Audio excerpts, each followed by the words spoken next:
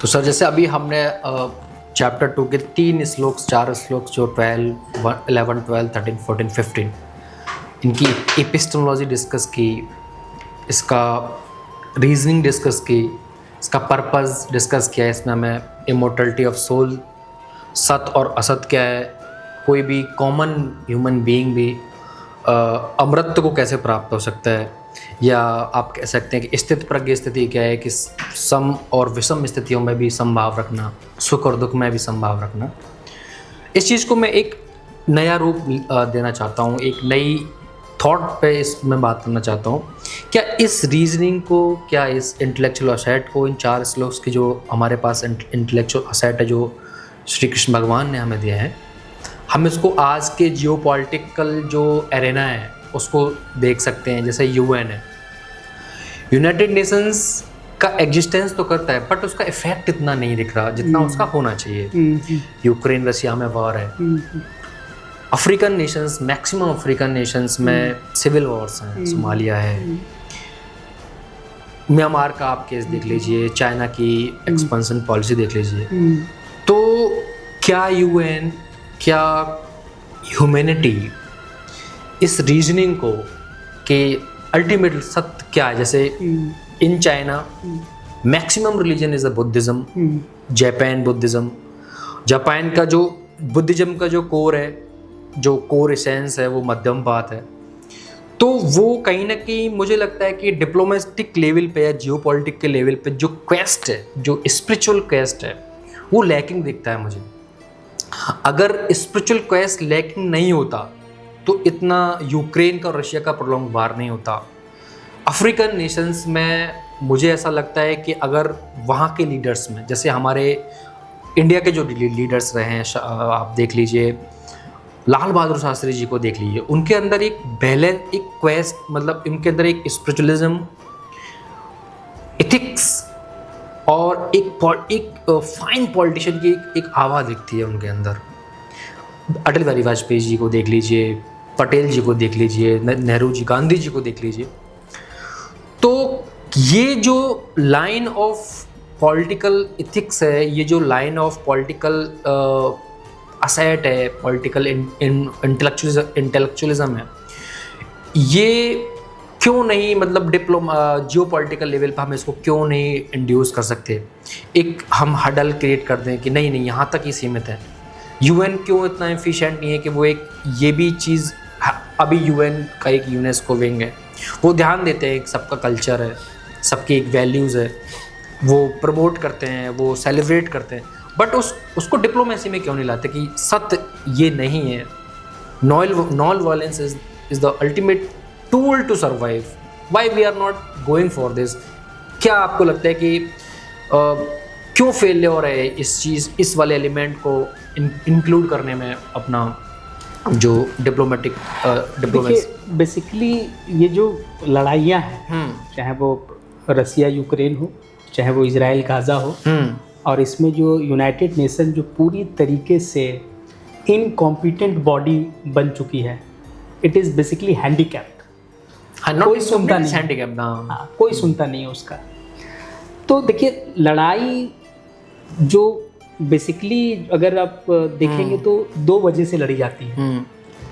पहली लड़ाई धर्म के नाम पे, दूसरी लड़ाई आइडियोलॉजी के नाम पे। एक समय होता था कि ये वेस्ट क्रूसेड करते थे, मतलब कि आप जैसा कि जानते हैं कि 11th, 12th and 13th century में इन्होंने क्रूसेड किया, इस्लाम और क्रिश्चियनिटी में भीषण लड़ाई, वो रिकवरी की लड़ाई है, जेरूसलम असत की लड़ाई है। हाँ, एक वो लड़ाई हुआ।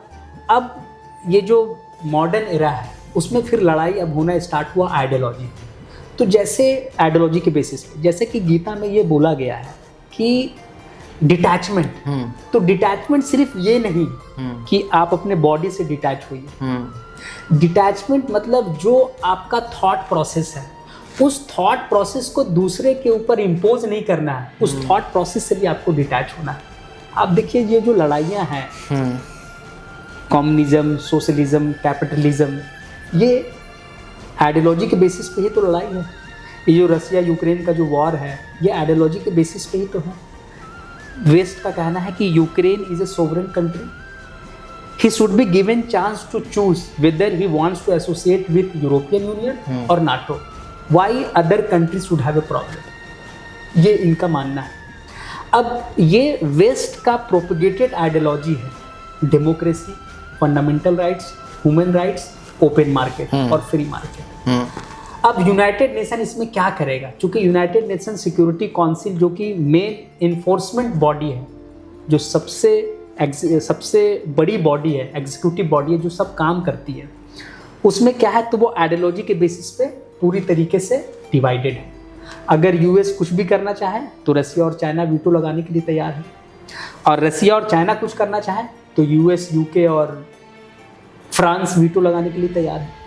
तो ये वीटो पावर का पूरी तरीके से वो अपने नेशनल इंटरेस्ट के लिए यूज़ कर रहे हैं, जियो पॉलिटिकल इंटरेस्ट के लिए। अब इसमें इंडिया जैसा country United nation security council का पार्ट नहीं है। अभी रिसेंटली इलॉन मस्क ने भी बोला कि India is such a huge country which is having the largest population on this planet, but he is not the part of United nation security council. This is really absurd. ये Elon Musk का statement है। तो India एक ऐसा country है जो diversity को accept करता है दिल से। कैसे डाइवर्सिटी को एक्सेप्ट करता है? डाइवर्सिटी को जीता है इंडिया। हाँ, जीता है। कैसे जीता है? क्या हम कभी भी आइडियोलॉजी के बेसिस पे किसी भी देश से अलायंस या अलाइनमेंट करते हैं? नहीं। कि वो डेमोक्रेसी है इसलिए we will have alliance with them और विद हिम और विद दैट कंट्री। कभी हम धर्म के नाम पे अलाइन करते हैं? गल्फ कंट्रीज हैं, इस्लामिक कॉर्पोरेशन है, धर्म के नाम पे, इस्लामिक कंट्री के नाम से सबका एक ग्रुप है। कभी आपने देखा इंडिया का कि कोई बेसिक पर्टिकुलर आइडियोलॉजी के नाम पे और रिलीजन के नाम पे? बहुत सारे बुद्धिस्ट कंट्री है और बुद्धिज़्म तो इंडिया ही दिया। क्या हम बुद्धिस्ट कंट्री के नाम पे कोई अलाइनमेंट किए हैं आज तक? तो इंडिया एक ऐसा कंट्री है जो बियॉन्ड रिलीजन, बियॉन्ड आइडियोलॉजी, वो उसके बियॉन्ड जाके वो अलाइनमेंट इसलिए करता है कि वो कहीं ना कहीं इंटरनेशनल कम्युनिटी को फ़ायदा हो और इंडिया का एक अपना नेशनल इंटरेस्ट पूरा होना चाहिए। वेस्ट एक तरफ और रसिया और चाइना दूसरे तरफ जो सिर्फ और सिर्फ आइडियोलॉजी को ही प्रायोरिटी देते हैं। और गीता का ये सबसे बड़ा वचन है कि you must be detached from your ideology also, not only from your body. हम तो बोलते हैं कि बॉडी से भी हम अलग हैं, लेकिन ये जो आइडियोलॉजी को जो पकड़ के रखते हैं तो सबसे ज़्यादा वायलेंस इस आइडियोलॉजी के चलते ही हो रहा है। जैसे सर मुझे क्या लगता है कि जैसे अभी पैलेस्टाइन और इज़राइल का इशू चल रहा है, या यूक्रेन और रशिया का इशू है, म्यांमार का इशू है, जो अफ्रीकन नेशंस में सिविल वार्स हो रहे हैं, मुझे कहीं ना कहीं एक चीज़ की एक सिमिलर फिनोमेनाज है और इनमें सिमिलरिटी वायलेंस है। मुझे एक चीज़ इसमें दिखती है कि कहीं ना कहीं इग्नोरेंस ऑफ रियलिटी दिखती है। ठीक है, आप एक नेशन हो, लेकिन नेशन को जो रूल कर रहे हैं वो उनके अंदर अगर एक सेंस ऑफ ह्यूमैनिटी की प्रायोरिटी है, सेंस ऑफ यूनिटी सब, मैं I am not alleging that कि सेंस ऑफ यूनिटी नहीं, अगर वो प्रायोरिटी रखते हैं तो हम छोटे छोटे जो हमारे इश्यूज़ होते हैं हम उनको सुलझाने के लिए हमारे पास रास्ता थोड़ा बड़ा हो जाता है। अब प्रोलॉन्ग वार हो रहे हैं, सप्लाई चेन डिस्टर्ब हो रही है। अगर रसिया में और यूक्रेन में वार है तो पूरा वर्ल्ड इम्पैक्ट हुआ है। अगर पैलेस्टाइन और इजराइल में वार है तो पूरा वर्ल्ड इम्पैक्ट हो रहा है। वर्ल्ड इम्पैक्ट हो रहा है, अल्टीमेटली इन्वायरमेंटल इश्यूज भी बहुत हो रहे हैं। तो क्यों ना यूएन मिलके या बहुत सारे नेशंस मल्टी डायमेंशनल एक प्लेटफॉर्म बनाएं कि जहाँ पे एक लिमिट रख दी जाए कि वॉर के इस जैसे एक इथिक्स है, वॉर एथिक्स में ये होता है कि हॉस्पिटल्स पर अटैक नहीं करना है या चिल्ड्रंस वुमेंस के जो शेल्टर्स हैं वहाँ अटैक नहीं करना है। तो क्यों ना हम एक और पॉलिसी को इवॉल्व करें कि हम humanity as a larger stake एक लिमिट तक ही हम अपनी प्रभुत्व की लड़ाई करें। ये जो चीज़ श्री कृष्ण भगवान ने समझे, जो प्रभुत्व की लड़ाई है वो असत्य की लड़ाइयाँ हैं।